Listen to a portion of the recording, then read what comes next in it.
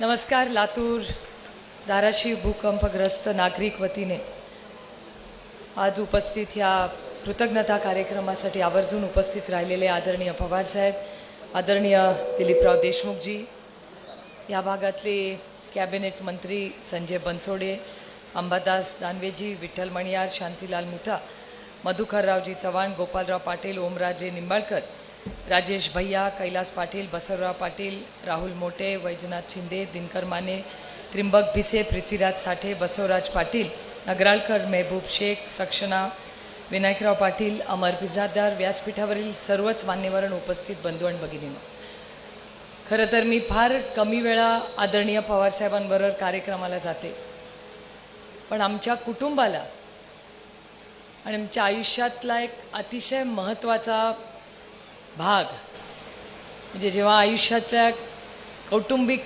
चर्चेसाठी आम्ही कधी गप्पा मारत बसतो तेव्हा माझे आई वडील आणि मी आमच्या आयुष्यातले 3-4 महत्त्वाच्या घटना आहेत.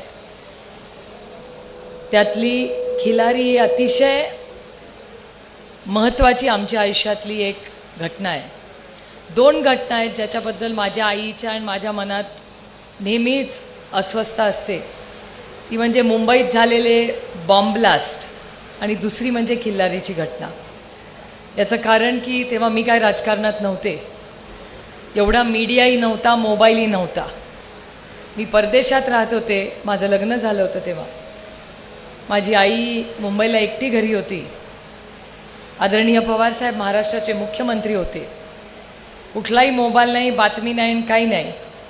आणि 2 आठवडे का 3 आठवडे जवळपास ते सातत्याने हा फोन आल्यानंतर, तो फोन माझ्या आईने उचलला होता की खिल्लारीमध्ये अशी घटना झाली आहे. साहेब तसेच उठले आणि 2 आठवड्यासाठी इथे येऊन राहिले. आम्हाला फक्त बातम्या मधून यायच्या की भूकंप परत झाला, अशा बातम्या पुढेही 2 आठवडे येत राहिल्या. पण कोण कसं आहे, कुठे काय, हे 2 आठवडे आम्हाला काहीही माहिती नव्हतं. आणि 2 आठवडे ज्या पद्धतीने यंत्रणेने इथे काम केलं, 30 वर्षापूर्वीचे अनेक त्या काळातले अधिकारी असतील, पदाधिकारी असतील, सगळ्याच संघटनांनी राजकारण पूर्णपणे बाजूला ठेवून ज्या पद्धतीने महाराष्ट्राने एक आदर्श या देशाला देखता, त्या लातूरच्या मातीला मी विनम्रपणे अभिवादन करते. कारण ही खरंच देशाला दाखवलेलं एक अतिशय सुंदर उदाहरण आहे. आणि आज व्यासपीठावर विलासरावजी देशमुख नाहीत याचं मला सातत्याने दुःख वाटतं. कारण का आमचे कौटुंबिक संबंध तर आहेतच, पण त्या काळामध्ये त्यांनी आदरणीय पवारसाहेबांच्या खांद्याला खांदा लावून जे काम विलासराव देशमुखांनी केलं हे मला वाटत नाही उभा महाराष्ट्रही कधी विसरेल. आणि त्यानंतरही अनेक वर्ष ते महाराष्ट्राचे मुख्यमंत्री राहिले आणि राष्ट्रवादी काँग्रेस पक्षाची स्थापनाही झाली. पण राष्ट्रवादी काँग्रेस पक्षाच्या कुठल्याही नेत्याला तुम्ही विचारा की काँग्रेस पक्षातला सगळ्यात चांगला मुख्यमंत्री काम करण्यासाठी आम्हाला सहकार्य कुणाचं मिळालं तर सगळ्यात विलासराव देशमुखजींचं नाव सगळे घेतील. कारण आघाडीमध्ये मुख्यमंत्री असणं सोपं नसतं. पण विलासरावजी देशमुखांनी कधीही राष्ट्रवादी काँग्रेसला अंतर दिलं नाही. नेहमी एका कुटुंबासारखं प्रेमाने सगळ्यांना वागवलं. महाराष्ट्राच्या विकासामध्ये काँग्रेस राष्ट्रवादी वेगळं असं कधीच केलं नाही. सगळ्यांना प्रेम दिलं, मान सन्मान दिला.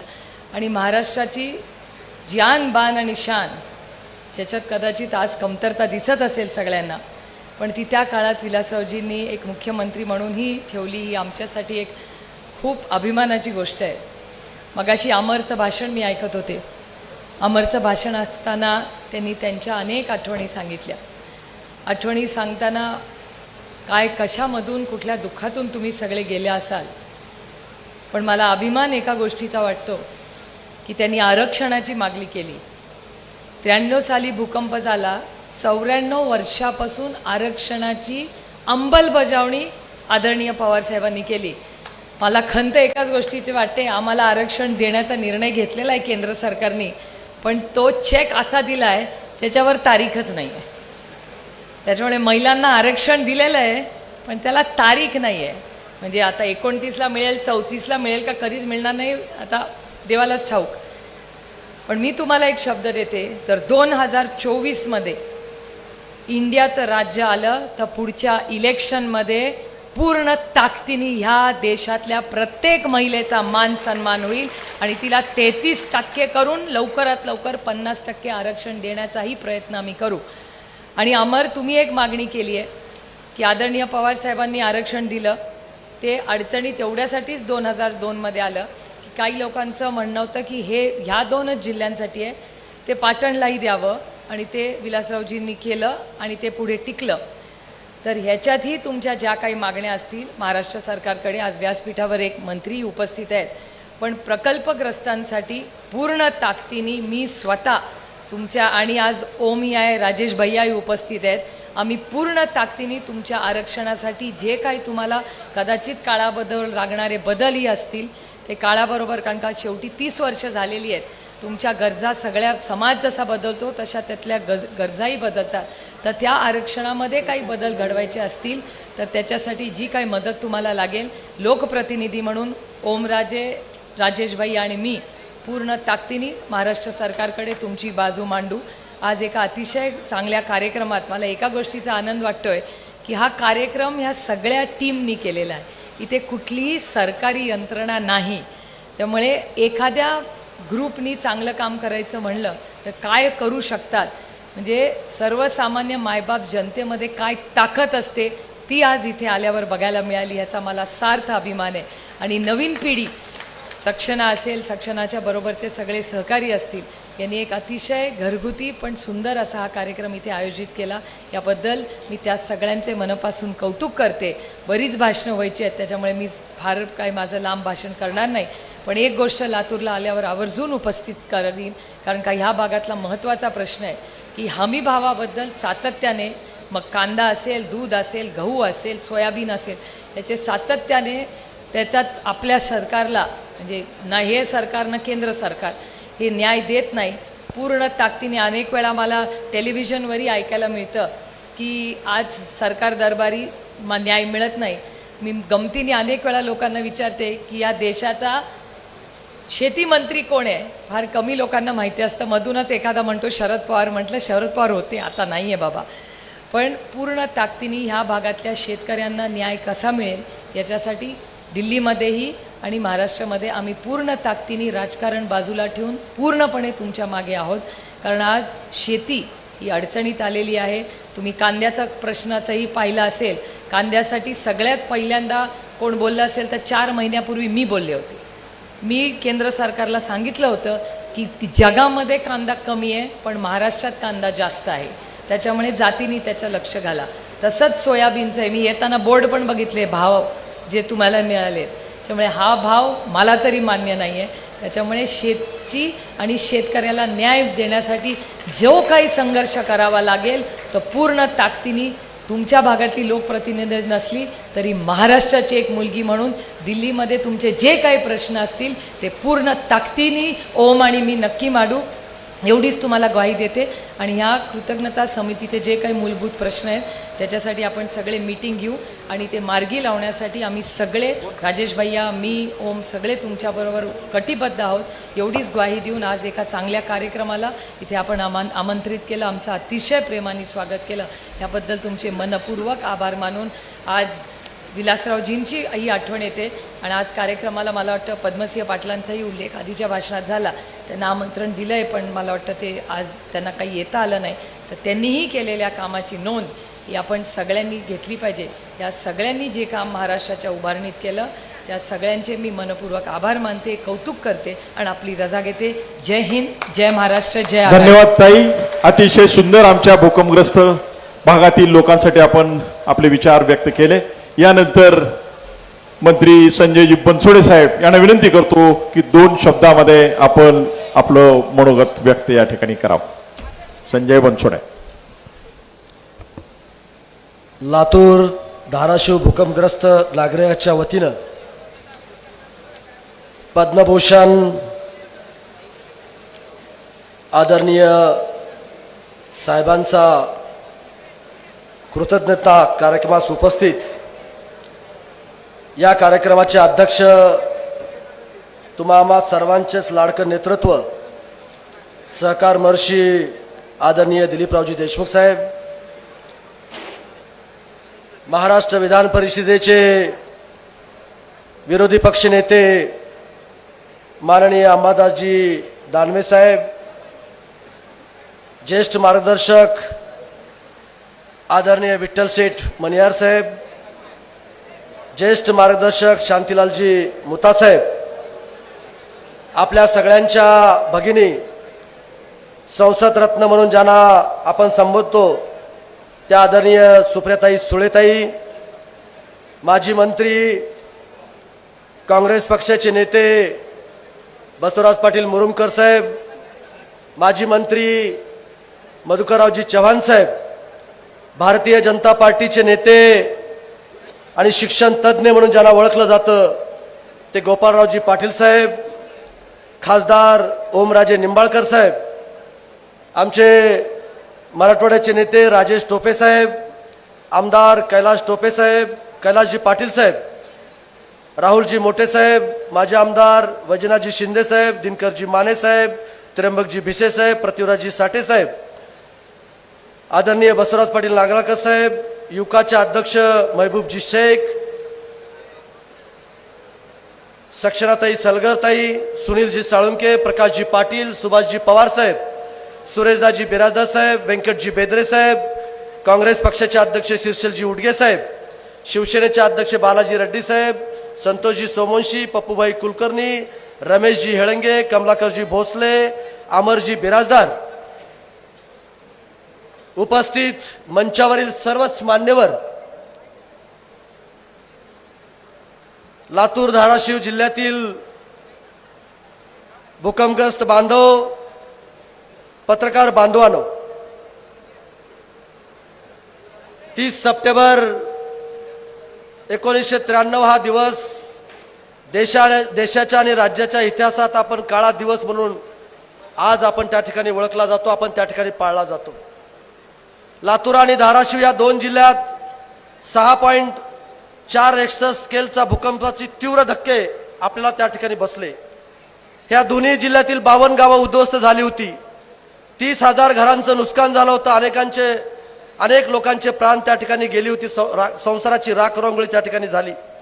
मित्रांनो, त्यावेळेस आपल्या राज्याचे मुख्यमंत्री, आपल्या सगळ्यांचं दैवत आदरणीय पवार साहेब त्या ठिकाणी होते. आणि परभणीची, कारण गणेश विसर्जन होतं, गणेश विसर्जन असताना राज्याचे मुख्यमंत्री म्हणून संबंध राज्याचा पवार साहेब आढावा त्या ठिकाणी घेत होते. आणि परभणीमध्ये काही मिरवणुकी दरम्यानमध्ये काही प्रकार त्या ठिकाणी घडला, त्याचा आदरणीय पवार साहेबांनी आढावा घेतला. आणि रात्री 3 वाजता पवार साहेब त्या ठिकाणी विश्रांतीला गेले होते. आणि तोच आता सुप्रियाताईंनी सांगितल्याप्रमाणे 3:30 ते 4 वाजता दरम्यान वर्षा बंगल्यावरती फोन त्या ठिकाणी वाजला आणि लातूर आणि धाराशिव जिल्ह्यामध्ये भूकंप झाला असा निरोप साहेबांना त्या ठिकाणी मिळाला. साहेबांनी तात्काळ प्रशासनाला त्या ठिकाणी सूचना केली आणि सकाळी 6 वाजता विमानाची सोय करून सोलापूरला त्या ठिकाणी आले आणि किल्लारीला जवळजवळ 6:30 वाजता किंवा 5:45 वाजता पोहोचण्याचं काम आदरणीय पवार साहेबांनी त्या ठिकाणी केलं. मित्रांनो, पवार साहेबांनी एका पालकाच्या भूमिकेतून प्रशासकीय अधिकाऱ्यांना सूचना देत होते. निधी आणि मदतीची काळजी करू नका, अवघा महाराष्ट्र आपल्या पाठीशी असा विश्वास सुद्धा पवार साहेब त्या ठिकाणी तुम्हाला सगळ्याला त्या ठिकाणी देत होते. मित्रांनो, खूप काही बोलण्यासारखं आहे. पवार साहेबांचा आज तुम्ही कृतज्ञता सोहळा ह्या भूकंपग्रस्त कृती समितीने त्या ठिकाणी आयोजित केला, त्याबद्दल मी मनापासून त्यांचे अभिनंदन आणि सुद्धा आभार सुद्धा या ठिकाणी व्यक्त करतो. ज्यावेळेस मुंबईमध्ये हे सगळी टीम, अमर बिरादर असेल त्यांची सगळी टीम ज्यावेळेस पवार साहेबांना भेटायला आली आणि भेटल्यानंतर मंत्रालयामध्ये माझ्याकडे सुद्धा त्यांनी ते सगळी मंडळी आली. आम्ही साहेबांची त्या ठिकाणी वेळ घेतली आणि संजय भाऊ तुम्हाला सुद्धा त्या कार्यक्रमाला त्या ठिकाणी तुम्हाला यायचं आहे असं सांगितल्यानंतर मी त्यांना शब्द दिला, साहेब येणार असतील तर आम्ही सगळी मंडळी त्या कार्यक्रमाला उपस्थित राहू. कारण साहेबांनी एवढं मोठं काम केलं तुम्हाला माहित आहे. कारण तुम्ही आज इथं सिनियर मंडळी त्या ठिकाणी बसलात, काही तरुण मंडळी त्या ठिकाणी बसलेली आहे. कारण भूकंप झाला त्यावेळेस धोधो पाऊस पडत होता, प्रचंड मोठी आपल्या लोकांचे जीव गेले होते, अनेक लोक जखमी त्या ठिकाणी झाले होते. आणि त्या पाऊस पडत असताना साहेबांनी त्या ठिकाणी खंबीररित्या एक शेड मारून त्या ठिकाणी बसले. त्यांच्यासोबत विलासराव देशमुख साहेब असतील, पदमसिंग पाटील साहेब असतील, तत्कालीन जिल्हा परिषद अध्यक्ष दिलीपराव देशमुख साहेब असतील, तिकडे बसवराज पाटील मुरुमकर साहेब असतील, हे सगळे मंडळी एका ठिकाणी बसून ते शेड उभा करण्याचं पहिल्यांदा काम त्यांनी त्या ठिकाणी केलं आणि त्याला भोजन देण्याचं सुद्धा काम त्या ठिकाणी केलं. अशा अनेक गोष्टी आदरणीय पवार साहेबांनी त्यावेळेस त्या ठिकाणी केलेल्या आहेत। मित्रांनो, आदरणीय पवार साहेब आमचं श्रद्धास्थान आहे। आपल्या सार्वजनिक आयुष्यामध्ये त्यांनी कधीही स्वतःकडे काही मागितलं नाही, पण ज्यावेळेस भूकंप झाला, किल्लारीचा भूकंप झाला, या पीडितांसाठी अनेक संस्थांना पवार साहेबांनी सांगितलं की तिथं तुम्हाला मदत केली पाहिजे। मग इंडियन रेड क्रॉस सोसायटी असेल किंवा अनेक मुता साहेबांसारख्या संस्था असतील किंवा अनेक संस्थाला साहेबांनी त्या ठिकाणी मदत करण्याच्या सूचना केल्या आणि त्या मदतीवरतीच आज आपलं लातूर आणि धाराशिव जिल्ह्यातले पुनर्वसित गावं आज मोठ्या चांगल्या पद्धतीने त्या ठिकाणी दिसलेले आहेत। आपत्ती व्यवस्थापन कसं असतं याचं चिता जागता आदर्श म्हणजे आदरणीय पवार साहेबांनी सगळ्या जगाला त्या ठिकाणी दाखवून दिलं आहे। मित्रांनो, मला चिठ्ठी आलेली आहे, थोडंसं भाषण आटपतं घ्या। मित्रांनो, खरंच तुम्हाला सांगतो, साहेबांचं कृतज्ञता सोहळा आहे, त्या सोहळ्याबरोबरच आज महाराष्ट्रामध्ये आदरणीय पवार साहेबांनी काय काय काम केले तुम्हाला सगळ्याला माहित आहे। आज ओबीसीला आरक्षण देण्याचं काम मंडल आयोगाची अंमलबजावणी कुणी केली? आदरणीय पवार साहेबांनी त्या ठिकाणी केलेली आहे। महिला आरक्षण पहिल्यांदा 90च्या दशकामध्ये महिला आरक्षण देण्याचं काम कुणी केलं असेल तर पवार साहेबांनी त्या ठिकाणी केलेलं आहे। आणि आता पार्लमेंटमध्ये ताई त्या ठिकाणी सांगत होत्या की मोदी साहेबांनी विधानसभेमध्ये आणि लोकसभेमध्ये आरक्षण देण्याचं काम आता त्या ठिकाणी झालेलं आहे। आज विद्यापीठाचा नामांतराचा विस्तार असेल, तिथं सुद्धा कृतज्ञता सोहळा आयोजित केला पाहिजे। आज अनेक आमच्या समाज बांधव ओपनच्या सीटवरती 4-4 खासदार निवडून आणण्याचं काम, मग प्रकाश आंबेडकर जी असतील, रामदासजी आठवले साहेब असतील, रासू गवई असतील, सुशील कुमार शिंदे जी असतील, एकनाथजी गायकवाड जी असतील किंवा माझ्यासारख्या सर्वसामान्य कार्यकर्ता, आज जो राजकारण जो दिसतोय तो आदरणीय पवार साहेबांच्यामुळं, कारण आज आम्ही पवार साहेबांच्या मुशीत वाढलेले त्या ठिकाणी कार्यकर्ते आहोत। अनेक लोक मला आज पत्रकार विचारत होते की आज भूकंपग्रस्त कृती समितीने कार्यक्रम आयोजित केलेला आहे आणि मंत्री म्हणून त्या कार्यक्रमाला तुम्ही जाणार आहात का? मी म्हणलं 100% जाणार आहे। मी छोटासा कार्यकर्ता होतो आणि या भूकंपग्रस्त ज्यावेळेस झाला त्यावेळेस मी सुद्धा याचा साक्षीदार आहे। अनेक भागामध्ये आम्ही जाऊन इथं समाजसेवेचं काम सुद्धा आम्ही त्या ठिकाणी केलेलं आहे आणि म्हणून जे साहेबांनी काम केलंय ते साहेबांची दखल घेऊन ज्यावेळेस अटल बिहारी वाजपेयी साहेब पंतप्रधान होते, गुजरातमध्ये भूकंप झाला, ओडिसामध्ये भूकंप झाला, जर ह्याच्यामध्ये कुणाला ज्ञान असेल आणि याचं पुनर्वसन कुणी करू शकेल असेल ते फक्त आणि फक्त शरदचंद्रजी पवार साहेब करू शकतात। म्हणून त्यांच्यावरती आपत्ती व्यवस्थापनची जबाबदारी सुद्धा आदरणीय पवार साहेबांची त्यावरती दिलेली आहे आणि म्हणून मी मनपूर्वक अमर बिराजदार आणि त्यांची सर्व टीम, विनायकराव पाटील साहेब, सर्व तुमची टीम मी मनापासून तुमचं कौतुकाने अभिनंदन करतो। असाच एक कार्यक्रम आपण शिवराज पाटील चाकूरकर साहेबांच्या उपस्थितीमध्ये इथंच आपण त्या ठिकाणी घेतला होता, आपल्याला आठवतंय। आणि म्हणून आज सुद्धा तुम्ही खूप चांगला कार्यक्रम घेऊन साहेबांचा कृतज्ञता सोहळा आपण या ठिकाणी आयोजित केला, त्याबद्दल मी सर्व तरुणांचं मनापासून या ठिकाणी मी आभार व्यक्त करतो। आणि शासनाकडे जे जे काही प्रलंबित तुमचे प्रश्न असतील स्वतः एक कार्यकर्ता समजून, आता अनिल भाईदास पाटील त्या ठिकाणी मंत्री आहेत, राज्याचे उपमुख्यमंत्री, मुख्यमंत्री दोन्ही कर्तबगार उपमुख्यमंत्र्यांकडे जाऊन मी त्या ठिकाणी प्रश्न सोडवण्याचं काम त्या ठिकाणी करेन, हा शब्द सुद्धा या ठिकाणी मी देतो आणि थांबतो। जय हिंद, जय महाराष्ट्र। धन्यवाद बनसोडे साहेब।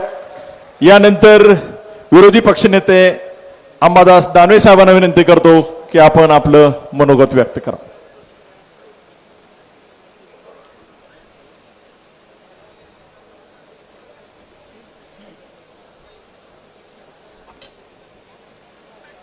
व्यासपीठावर उपस्थित आदरणीय शरदचंद्रजी पवार साहेब, कार्यक्रमाचे अध्यक्ष माननीय दिलीपरावजी देशमुख साहेब, मान्य पालकमंत्री संजयजी बनसोड साहेब, खासदार ओमराजे निंबाळकर, खासदार सुप्रियाताई, बसवराजजी पाटील, मधुकररावजी चव्हाण साहेब, आमदार कैलासजी पाटील, गोपाळरावजी पाटील, राजेश भैया टोपे, विनायकरावजी पाटील, दिनकररावजी माने, उपस्थित व्यासपीठावरील सर्व मान्यवर, मला चिठ्ठी येणार नाही लवकर आटोपा याची मी खबरदारी घेतो। खरं तर आज या स्वागत समितीनं मला निमंत्रण दिलं त्याबद्दल मी तिचं मनपूर्वक आभार मानतो। या कार्यक्रमाचं नाव आहे कृतज्ञता आणि मला असं वाटतं कृतज्ञताचं वेगळेपण असतं, केलेल्या कामाची जाणीव ठेवणे म्हणजे कृतज्ञता असते। नाही तर काळ आता असा आहे की कितीही काम करून लोक उपकार ठेवत नसतात.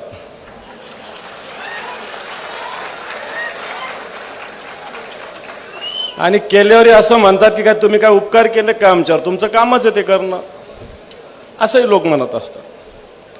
आणि म्हणून एवढ्या याच्यात 30 वर्षापूर्वी केलेल्या कामाची कृतज्ञता आज या भागातील जनता व्यक्त करते. त्यामुळे खऱ्या अर्थानं आपलं अभिनंदन मी मनपूर्वक करतो. आता कृतज्ञता आणि कृतज्ञता असे दोन शब्द आहेत ताई. आता काही लोक कृतज्ञ असतात आणि काही लोक कृतज्ञ सुद्धा असतात. आता कृतज्ञाविषयी मी बोलत नाही कारण आज कृतज्ञतेचा सोहळा आहे. परंतु ज्यावेळेस भूकंप झाला त्यावेळेस अख्ख्या महाराष्ट्र किंवा देशाने नाही तर जगाने बघितलं आणि याच भागातले लोक बरेच लोक झोपेत असताना सुद्धा या ठिकाणी त्यावेळेसचे मुख्यमंत्री मान्य शरदचंद्र पवार साहेब येऊन पोहोचले होते. लोकांना उठल्यावर कळालं की भूकंप झाला आणि इथं माननीय मुख्यमंत्री येऊन सुद्धा पोहोचलेले. मी का सांगतो की एवढी तत्परता घटना घडल्यानंतर तिथं पोहोचणं वाटतं याचा एक आदर्श आमच्यासारख्या तरुणांना पवार साहेबांनी वेगवेगळ्या घटनेतून घालवून दिलेला आहे. आणि मग हे सगळं होत असताना पवार साहेबांनी पुनर्वसन केलं. पुनर्वसन होत असतं, पुनर्वसनाचं एक सरकारचं एक खातं आहे स्वतंत्र. कित्येक दिवसांपासून काही काही पुनर्वसनाचे प्रश्न अजूनही बाकी आहे. परंतु पवार साहेबांनी हे पुनर्वसन करत असताना सगळ्या गोष्टीकडे बारीक सारीक लक्ष दिलं.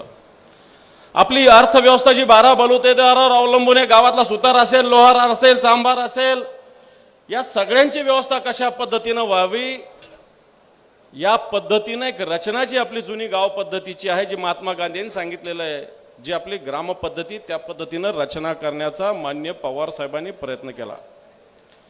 आणि हा प्रयत्न यशस्वी झाल्यानंतर आपल्याला आठवत असेल ज्यावेळेस अटलजीचं सरकार होतं गुजरातमध्ये, भुजमध्ये भूकंप झाला होता त्यावेळेस व्यवस्थापन समितीचं प्रमुख सुद्धा माननीय पवार साहेबांना अटलजी पंतप्रधान असताना केलं होतं. मला वाटतं तो आपल्या महाराष्ट्राचा एक बहुमान आहे, तो फक्त काही पवार साहेबांचा बहुमान नाही. आणि हे सगळं करत असताना आज एखाद्याला फोन करून एखादं काम जरी केलं तरी आपण क्रेडिट घेतो. हा ते काम मी केलं बरं का, 50 वेळेस सांगतो माणूस मी केलं मी केलं मी केलं मी केलं. पण तू एवढं मोठं कार्य 30 वर्षापूर्वी करून सुद्धा पवार साहेबांनी कसं म्हटलं नाही की मी याचं क्रेडिट घेतो, माझ्यामुळे झालं. कधी हे वाक्य मान्य पवार साहेबाच्या तोंडून आपण या महाराष्ट्रात ऐकलेलं नाही.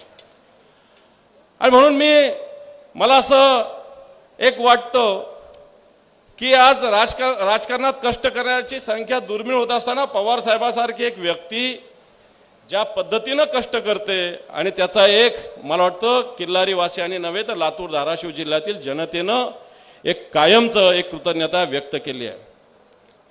मला आठवतं त्यावेळेस शिवसेनेनं सुद्धा एक गाव दत्तक घेतलं होतं. मान्य शिवसेना प्रमुख मान्य बाळासाहेब ठाकरे यांनी सुद्धा एक गाव दत्तक घेतलं होतं. लिंबाळा दाऊ हे गाव दत्तक घेतलं होतं. 400 घराचं निर्माण त्या शिवसेना प्रमुखाच्या पुढाकारानं घेतलं होतं. परंतु आज ही कृतज्ञता आपण व्यक्त करत असताना मी जास्त न बोलता पवार साहेबाविषयी 2 शब्द बोलेल आणि मी थांबेल. यशस्वी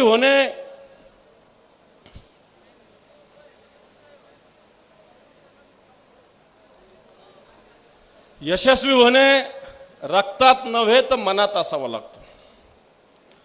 यशस्वी होणे रक्तात, मी म्हणाल चाल मी यशस्वी होऊ शकतो, हे नुसतं रक्तात असून चालत नाही. इथं सुद्धा या मनामध्ये सुद्धा जिगर सुद्धा त्याला यशस्वी होण्याची लागत असते. ती पवार साहेबांमध्ये यश मिळो न मिळो झुंज देत राहावं लागतं. यश मिळेल नाही तर मिळेल, आज आहे नाही तर काय फरक पडत नाही त्यांनी, पण झुंज तर दिली पाहिजे. आणि म्हणून यश मिळो न मिळो झुंज देत राहावं लागतं. माणूस जहागिरीने नाही तर काळजानं मोठं होतं. मी म्हटलं नाही माझा बाप असा होता, माझा हात असा होता, माझा पंजो तसं नाही. माणूस जहागिरीने नाही तर काळजानं मोठा होतो. वय किती असो तसं सामर्थ्य बाळगावं लागतं, तसं सामर्थ्य बाळगावं लागतं. ते सामर्थ्य मान्य पवार साहेबांनी बाळगलेले असं मला वाटतं.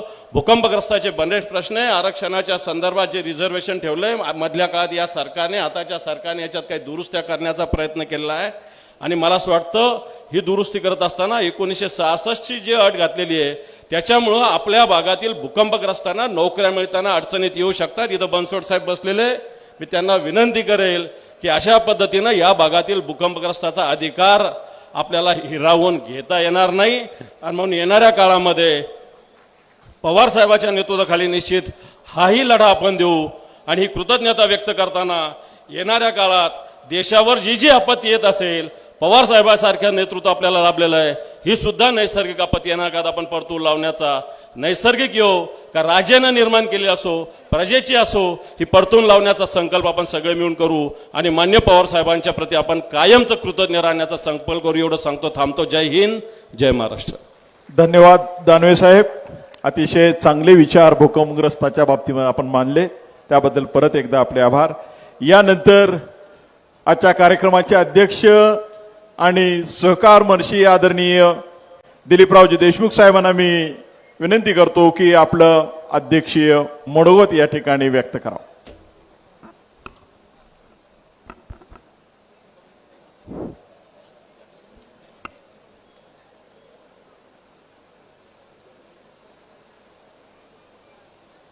किल्लारी आणि परिसरातील लातूर तालुका आणि तत्कालीन उस्मानाबाद जिल्हा आणि आत्ताचा धाराशिव जिल्हा येथील भूकंपग्रस्त समितीच्या वतीनं आज या ठिकाणी आपल्या सर्वांचे नेते आदरणीय शरदचंद्रजी पवार साहेब यांचा कृतज्ञता सोहळा आयोजित करण्यात आलेला आहे। या कार्यक्रमाच्या निमित्तानं आपल्यामध्ये उपस्थित असलेले विधान परिषदेचे विरोधी पक्ष नेते अंबादासजी दानवे, आपल्या जिल्ह्याचे मंत्री संजयजी बनसोडे, लोकसभेमध्ये अत्यंत सक्रिय असं भाग घेणाऱ्या बारामती लोकसभा मतदारसंघाच्या खासदार आदरणीय सुप्रियाताई सुळे, धाराशिवचे खासदार सन्माननीय ओमराजेजी, व्यासपीठावरती आदरणीय गोपाळरावजी पाटील उपस्थित आहेत, सन्माननीय राजेशजी टोपे साहेब, बसवराजजी पाटील साहेब, माझे आमदार मधुकररावजी चव्हाण साहेब या ठिकाणी उपस्थित आहेत, आमदार कैलासजी पाटील या ठिकाणी उपस्थित आहेत। पुण्यावरून खास करून या कार्यक्रमासाठी आलेले आदरणीय शांतीलालजी मुताजी, आदरणीय विठ्ठलजी मणियारजी, हा कार्यक्रम यशस्वी होण्याच्यासाठी ज्यांनी प्रयत्न केले त्याच्यामध्ये सन्माननीय शेतकरी नेते विनायकरावजी पाटील कवठेकरजी, जिल्हा परिषदेचे सदस्य सुभाषजी पवार, सलगर मॅडम, जेव्हा भूकंप झाला तेव्हा या किल्लारीचे सरपंच असलेले डॉक्टर शंकररावजी पडसाळगी, खरं म्हणजे व्यासपीठावरच्या अनेक मान्यवरांचं नाव आपल्याला घेता येईल, पण आदरणीय पवार साहेबाला ऐकण्यासाठी आपण सारे उत्सुक असल्यामुळं त्यांचा आदराने मी सन्माननीय व्यासपीठ असा या ठिकाणी उल्लेख करतो। आणि या सोहळ्याच्या निमित्तानं उपस्थित असलेले हजारोच्या संख्येनं या 52 गावातनं आणि त्याच्याहीपेक्षा दोन्ही जिल्ह्यातनं आणि मराठवाड्यातनं आलेले आपण सर्व उपस्थित मान्यवर पत्रकार मित्रांनो,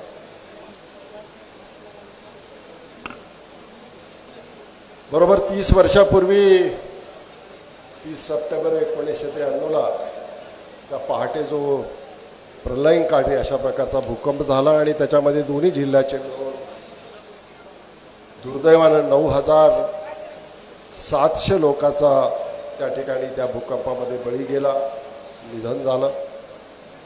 एक मोठा धक्का महाराष्ट्रासाठी आणि देशासाठी त्या ठिकाणी बसलेला होता।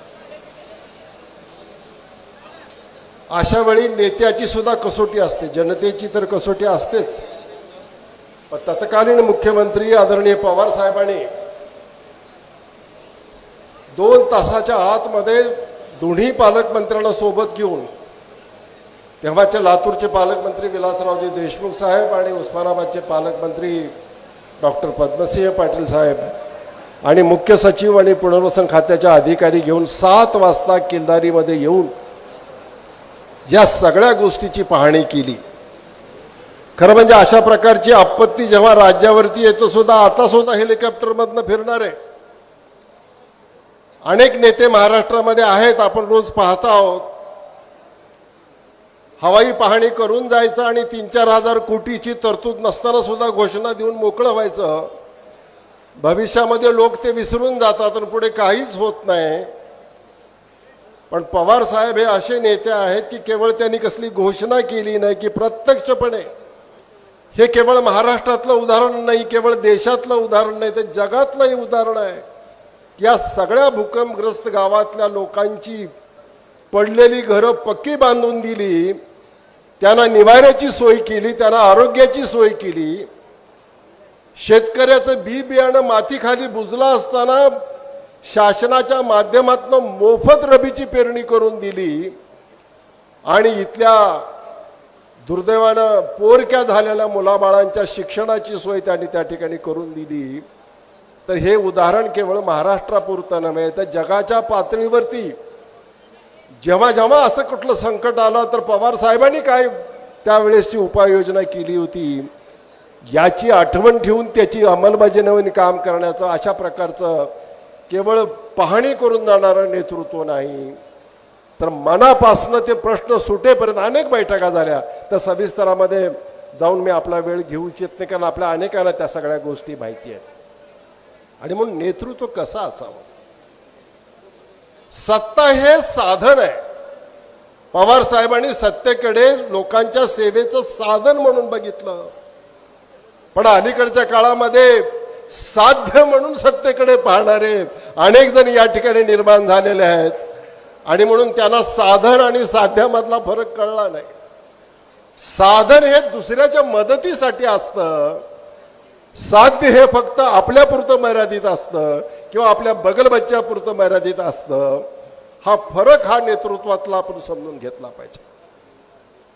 गांधी जयंती 2 दिवसांनी आहे, 2-3 दिवसांनी 2 तारखेला गांधीजींच्या समाधीवरती फुलं वाहून फोटो काढणं वेगळं आणि गांधीजींच्या विचार आपलं अंगीकरण सर्वसामान्याच्या हितासाठी वापरणं, असं हे वेगळेपणाचं नेतृत्व या देशाला आणि या राज्याला आदरणीय शरदचंद्रजी पवार साहेब यांच्या माध्यमातून लाभलेला आहे.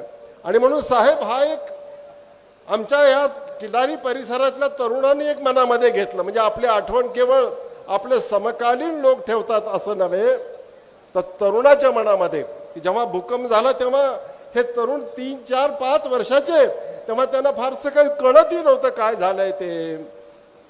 पण त्यांच्या मनामध्ये कुठेतरी अशा प्रकारची कृतज्ञतेची भावना आहे की आपण जे केवळ आपण काम केलं नाही, तर सगळ्याच्या मनामध्ये एक प्रकारचं घर निर्माण करून दिलं आणि जगण्याची उमेद दिली. आम्ही तरुण होतो, आम्ही सुद्धा जिल्हा परिषदेचे अध्यक्ष म्हणून आपण सतत, मला आठवतंय या कार्यक्रमाच्या उद्घाटनाच्या ह्याच्यामध्ये माझा स्वभाव जरा पाठीमागं राहायचा आहे.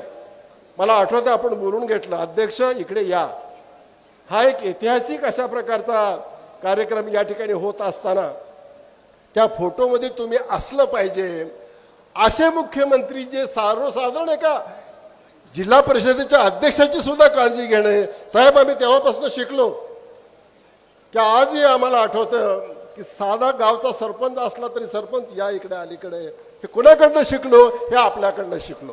आणि म्हणून नेतृत्व हे असा आदर्श पाहिजे, काम तर केलं पाहिजे, त्याच्याबद्दल वाद नाही, विकास तर झालाच पाहिजे, त्याच्याबद्दल वाद नाही, पण कार्यकर्ते आणि माणसं निर्माण करण्याचं काम आपण केलेलं. आणि म्हणून आपण एक अशा प्रकारचे योद्धे आहेत की जे समाज परिवर्तनाच्या साठी, राजकीय सामाजिक बदल घडवून आणण्याच्यासाठी, आणि हा बदल तुमच्या एकट्यासाठी किंवा तुमच्या परिवारासाठी नाही आहे, तर सर्वसामान्य माणसाच्या पदरामध्ये त्याच्या हक्काचं त्याला मिळालं पाहिजे, तो न्याय त्याला मिळाला पाहिजे. हा महाराष्ट्र मला पुढे घेऊन जायचा आहे, हा देश मला पुढे घेऊन जायचा आहे, ही भूमिका आपली सातत्यानं राहिली. आणि म्हणून याच्यासाठी या ठिकाणचे लोक पक्षाच्या भिंती बाजूला ठेवून सुद्धा विविध विचाराचे लोक आपलं नेतृत्व मानून आपण हा जो काही लढा उभा केलेला आहे या राज्यामध्ये आणि या देशामध्ये. हे सगळे तरुण सैनिक आपल्यामध्ये एवढेच नाहीये तिथे, तर लाखोच्या संख्येने गावोगाव लोक उभे आहेत आणि ह्या परिवर्तनाच्या लढाईमध्ये आपण ते नेतृत्व करत आहात आणि आपण नेतृत्व केलं पाहिजे. आपल्या या विचाराच्या पाठीशी आम्ही सगळेजण उभे आहोत. ही तर एक झलक आहे, सुरुवात आहे. हा सत्कार म्हणजे खूप काही भविष्य काळामध्ये होणार आहे आणि म्हणून मी एवढंच म्हणेन की असा नेता होणं हे आपलं भाग्य आहे. यांच्या माध्यमातून आपण जीवन फुडलं ह्याच्याबद्दल आपण सारे नशीबवान आहोत आणि म्हणून एक आपल्यावरती एक अप्रत्यक्ष उपकार त्यांचे झालेले आहेत. उपकाराची परतफेड हे उपकारानंच करायची असते. आम्ही आपल्यावर उपकार करणे इतके मोठे नाही आहोत, पण आपल्याला नतमस्तक होऊन नमस्कार आम्ही करू शकतो आणि आपल्या प्रति सद्भावना व्यक्त करू शकतो. हाच भाव या सभेच्या पाठीमागचा संयोजकाचा राहिलेला आहे आणि म्हणून हे सगळे लोक आपल्याला दीर्घायुष्य माझ्या सहित सर्वांना असं वाटतं की आपलं मार्गदर्शक अनेक वर्ष या महाराष्ट्राला आणि देशाला लाभलं पाहिजे आणि आपण ते समर्थपणे करत आहात. आपल्याकडनं जिद्द, चिकाटी, दिशा, दृष्टिकोन आणि तरुणांना सोबत घेण्याची जी भूमिका आहे ही खरोखरच सर्व नेत्यांनी अंगीकारण्यासारखी आहे. हे सगळं व्हावं याबद्दल मी आपल्या सर्वांना आणि ईश्वराच्या चरणी मी प्रार्थना करेन. मी अधिक बोलणार नाही, पण सगळ्या तरुण संयोजकाला मी मनापासून धन्यवाद देईन की मी एक लहान माणूस आहे तरी सुद्धा मला आपण अध्यक्षपद केलं. मी म्हणालो कुणालाही करा, पवार साहेबाच्या बाजूला मी कसा काय बसू शकतो, पण त्यांचा सगळ्यांचं प्रेम आणि आग्रह राहिलं. ते म्हणाले की तुम्ही आम्हाला या भूकंपग्रस्ताला रिझर्वेशनमध्ये मधल्या काळामध्ये थोडे दिवस मी मंत्री होतो. महाराष्ट्राचा इतिहास लिहिला गेला तर सगळ्यात कमी काळ मंत्री राहिल्याच्या यादीमध्ये माझं नाव असेल. पण प्रश्न मंत्री असण्या नसण्याचा नाही, काम करणारा माणूस कुठेही करतो. म्हणून माझ्यासारखा माणूस गल्लीतही क्रिकेट खेळतो, रणजी ट्रॉफीतही खेळतो आणि संधी मिळाली तर टेस्ट मॅचमध्ये सुद्धा खेळतो, पुन्हा गल्लीत येऊन खेळतो. आणि म्हणून ही भूमिका सातत्याने ठेवून आपण काम करत आहोत. त्याबद्दल मी संयोजकाचे आभार मानेन. आपल्या सर्वांचे मी या ठिकाणी आभार मानेन आणि पुन्हा एकदा पवार साहेबांच्या प्रती माझ्या दृष्टिकोनातून सुद्धा खूप मोठी त्यांच्याबद्दल एक कृतज्ञतेची भावना आहे. वैयक्तिक अनेक अनुभव आहेत, मी सांगणार नाही, आपला वेळ घेणार नाही, पण देशमुख परिवार आणि पवार परिवार हा नेहमीच या महाराष्ट्राच्या विकासामध्ये सोबत राहिलेला आहे आणि तो भविष्यामध्ये सुद्धा राहील अशा प्रकारची ग्वाही देऊन